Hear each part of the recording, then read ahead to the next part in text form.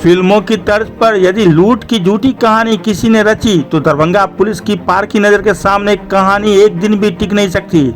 कुछ ऐसा ही कर दिखाया है जिले के बहादुरपुर थाना की पुलिस ने, जिसकी हर तरफ प्रशंसा हो रही है।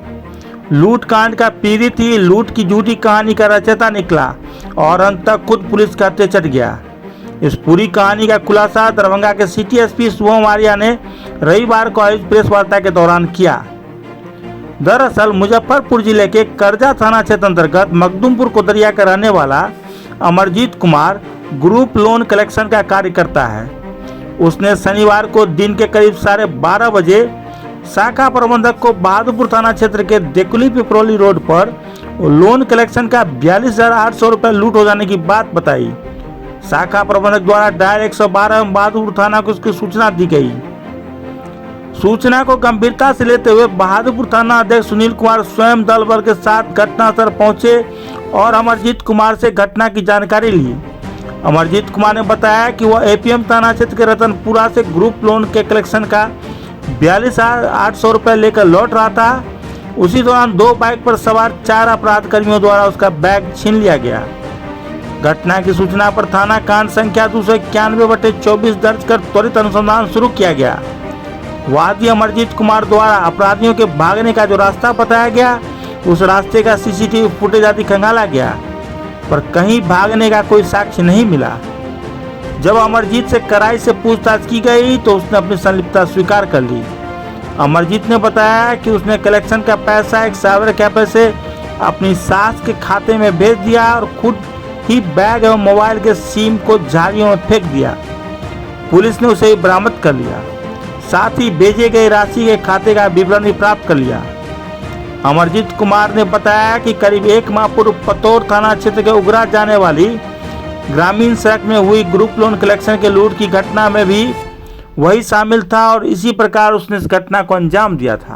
अंतर्गत बहादुरपुर थाना में कल दिनांक 3 अगस्त को लगभग 12:30 बजे ये सूचना प्राप्त हुई कि अमरजीत कुमार जो व्यक्ति हैं, जो कि शाखा प्रबंधक के द्वारा इनको अधिकृत करके ग्रुप लोन को पैसा जो है कलेक्ट करने के लिए भेजा गया था। इनके द्वारा थाना में आगे सूचना दिया गया कि लगभग 12 के आसपास में इनके पास से कुल 42,000 के आसपास जो पैसा जो उन्होंने रिकवर किया था, वो कुछ 2 अज्ञात अपराध कर्मियों ने जो 2 बाइक पर थे, उन्होंने इनसे लूट लिया गया। इस सूचना के तुरंत उपरांत थानाध्यक्ष बहादुरपुर ने और टेक्निकल टीम तुरंत मौके पर पहुंचे।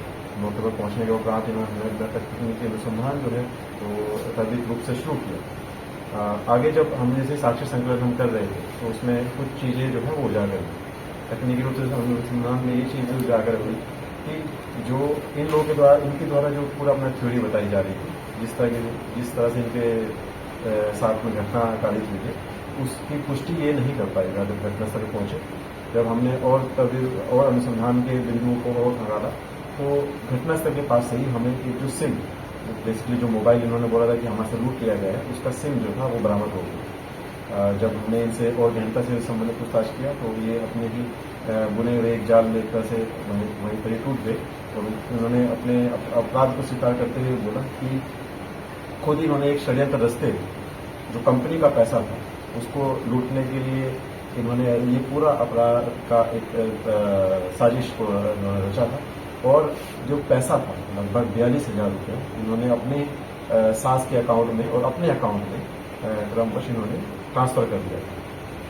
इसके बाद में इन्होंने जो छानबीन किया, इन्होंने वहाँ से अपना बैग और मोबाइल जो इन्होंने फेंक दिया था, छुपा दिया था, उसको भी इन्होंने रिकवर करवाया। इसमें इन्होंने आगे एक और बात को स्वीकारा कि पतौर थाना अंतर्गत दिनांक 2 जुलाई को एक घटना हुई थी, जिसमें भी इन्होंने इसी तरीके का ही एक अपराध का सूचना जो थी वो पतौर थाना को दी थी और बोला था कि मेरे साथ वहाँ पे कैसे लूट हुई। उसका भी इन्होंने अपना भूमिका स्वीकारते हुए बोला कि उस समय भी लगभग जो इन्होंने 47,510 रुपये जो अपने बोले थे कि इनमें से लूट किए गए थे, उसका भी इन्होंने ऐसे ही ट्रांसफर अपने ही व्यक्तिगत अकाउंट में किया था।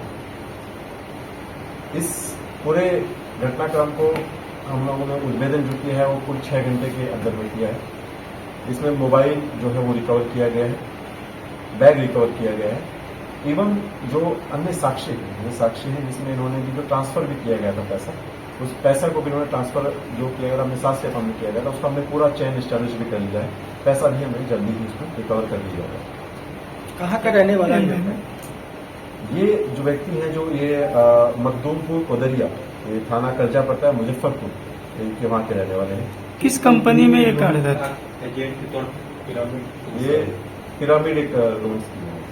अच्छा सर, आपने अमाउंट का जो है हेराफेरी बताया गया, पहले इन्होंने 42,800 रुपये का जो इन्होंने कलेक्ट किया था उसका किया था, और इसके अतिरिक्त जो पहले जो एक महीने पहले की जो घटना थी 2 जुलाई की, उसमें उन्होंने 47,510 रुपये का किया।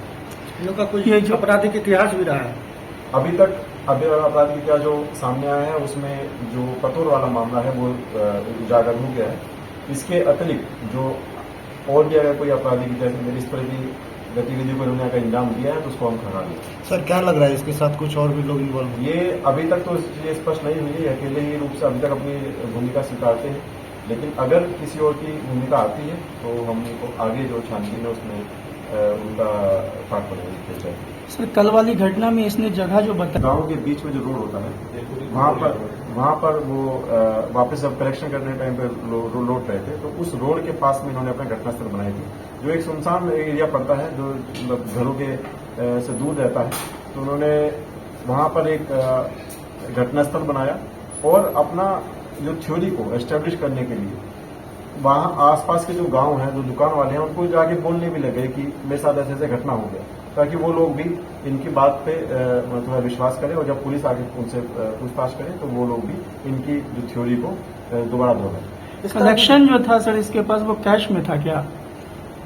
अब जैसे वो कलेक्शन जो है आमतौर पे करते हैं वो कैश में करते हैं, तो ये और इनको अगर ये भी अलाउ है कंपनी की तरफ से कि अगर ये कैश में इनको पैसा देता है जो ग्राहक लोग होते हैं उसको ये अकाउंट में, कंपनी के अकाउंट में ट्रांसफर करा सकते हैं। लेकिन इन्होंने कल की जो इन्होंने कलेक्शन था इसमें इन्होंने पहले से, क्योंकि ये षड्यंत्र रच लिया था, तो इन्होंने कुछ 15,000 जो था वो अपने ही अकाउंट में ट्रांसफर करा दिया, जो कि नियम विरुद्ध है, और बाकी जो था इन्होंने कैश में लिया, और कैश को फिर बाकी बाद में जाके एक साइबर कैफे के माध्यम से इन्होंने अपने किसी एक परिजन जो है उनकी सास जो है उनके अकाउंट में ट्रांसफर करा दिया।